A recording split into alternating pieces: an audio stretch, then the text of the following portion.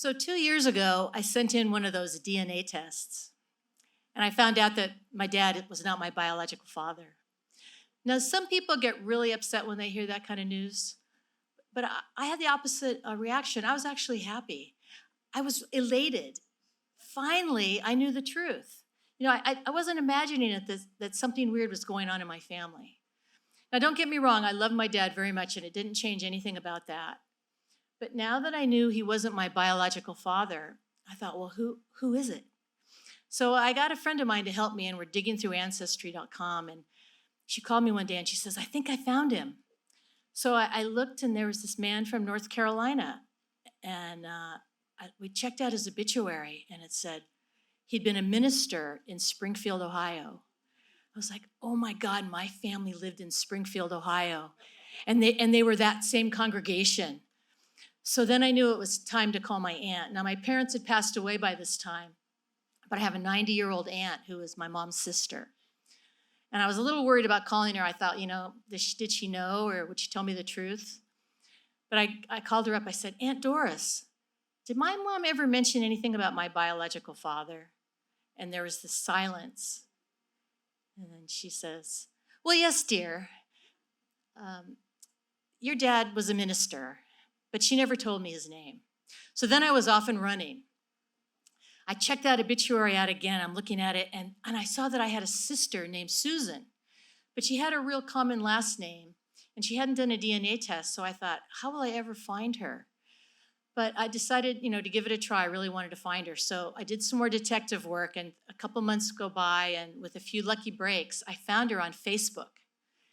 And not only was she on Facebook, but she lived in San Francisco.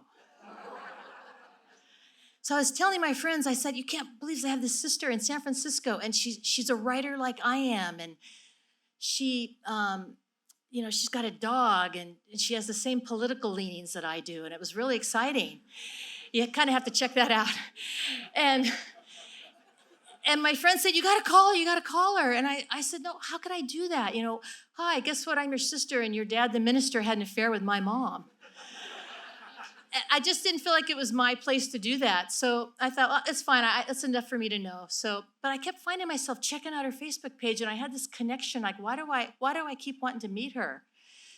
And someone gave me a podcast called Suddenly Family. I heard about it on NPR, and I listened to it, and it was about people who had the same kind of experience as I did. And it was so familiar. They said that they always felt kind of weird in their family, like they weren't connected, and they didn't look like anyone in their family.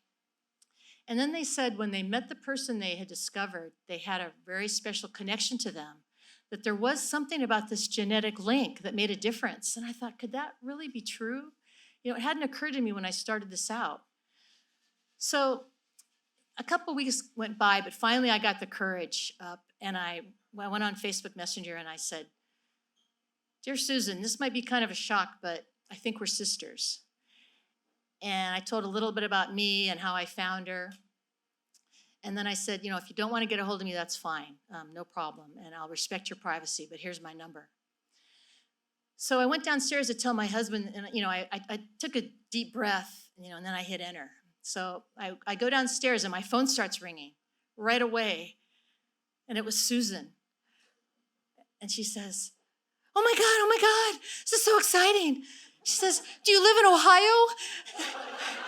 And I said, no, I live in Oakland. And it was just like, oh my, she was so excited, and I was so excited. And then it turned out that when her dad died, or our dad died, that her mom had told her that he had an affair with a parishioner. And I said, that was my mom. So it's just been a fantastic year. We met last March, and we've gotten to know each other more and more, and we look a lot alike. We freak everybody out when we walk around together, and it's just been a wonderful journey. I mean, we have so much in common. And as a matter of fact, she's here tonight. She's supporting me. She's sitting over here.